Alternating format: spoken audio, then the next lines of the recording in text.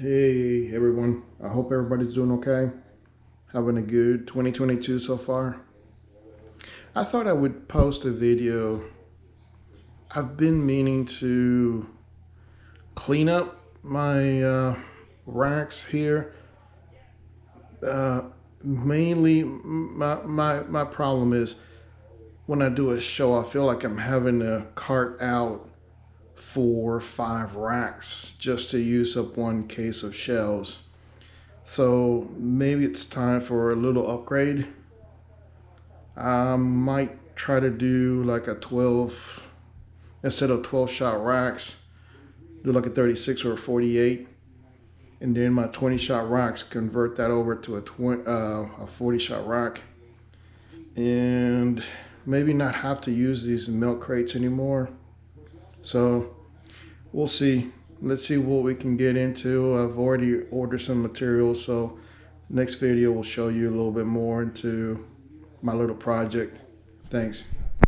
Hey, welcome back everybody. So here's what the project looks like right now.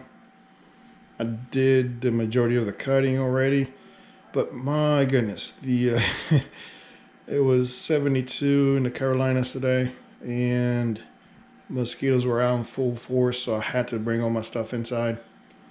But here's what it looks like so far. I've got all the major pieces cut, and I think I'm going to stick with the 36 first, at least on this rack. I'm just going to do the 36. What you're looking at here are the base for the 3 cassettes.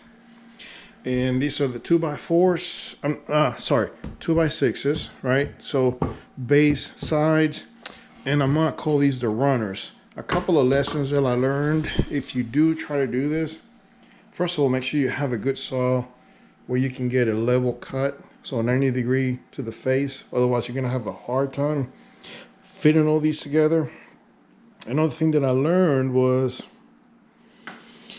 leave the screws loose. So depending on how good your cut is, when you tighten the screws here, you might end up with too short of a mouth on the case. What I mean by that is it'll be wider down here at the top, so you might not be able to fit all of your tubes once you get done. So what I would suggest doing is leave these screws loose. I left about 1/4 inch out on all 4. I'm going to install the runner first. So I cut this to length, and I'm going to install this first. Make sure that I got a good enough width at the top. I lock this down, then come back and tighten these. Highly recommend you do that first. The other thing that I found is, if you look here, might be hard to see, but there is a little step.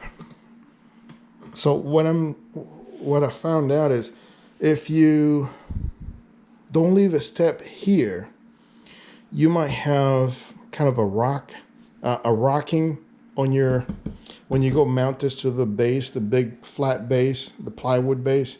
So leave a step here, this being the deepest piece. So when you lay it down on the base, it will always seat flat, not this rocking on the base.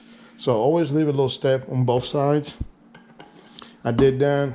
What else? Make sure you have a good saw. Make sure you're getting some pretty good square cuts, like I said before. And that's it. Hey everyone. So it is finally over. That was a lot of work, but you know what? I am so happy it's done. I built a brand new 36 shot, and here's the new guy from scratch. I learned a lot.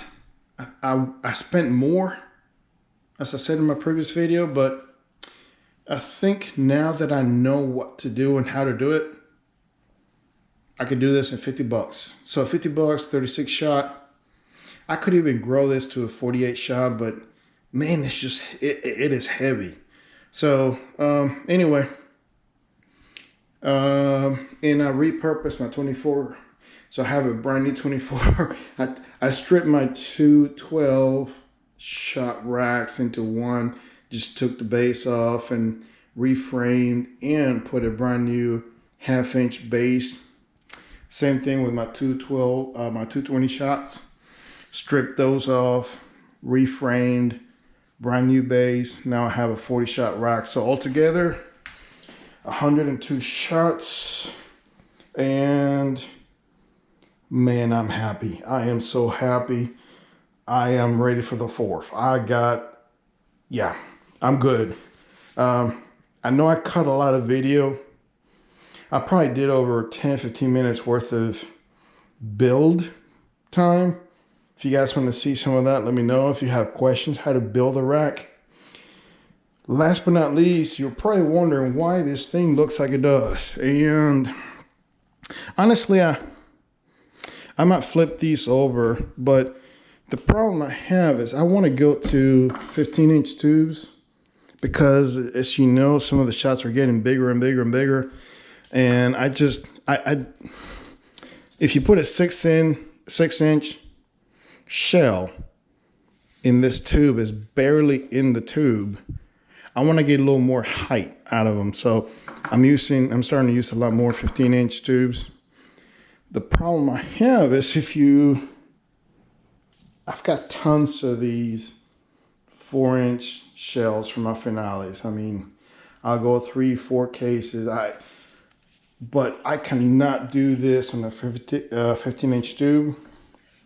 The fuse almost disappears. So that's why I still got these guys, and I got those. So, and I might switch them around, but I could still light up all 3 independently, or I could jump a fuse across here. That's why it looks like that. So please send me some comments. Subscribe. Let me know if you enjoy these videos or if you want to see some more of the build. Otherwise, I'll post again. I have some new stuff coming, probably April, and I'll post back then. But take care in the meantime. Thanks for joining.